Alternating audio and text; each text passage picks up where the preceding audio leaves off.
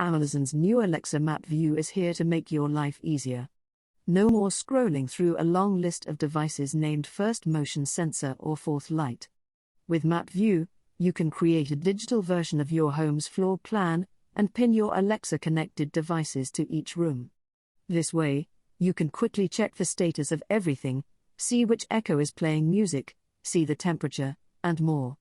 Plus, you can control everything from the map. Just drag and drop your devices to the desired rooms, and you're good to go. Map View is available now in the Alexa mobile app. Just open the app and tap the plus button in the top right corner. Then, select Map View and follow the instructions. To set up Map View, you need a compatible LiDAR-equipped iOS device, Pro and Max iPhone models iPhone 12 and newer, or a 4th Gen iPad Pro or newer. Catch you in the next video. Subscribe.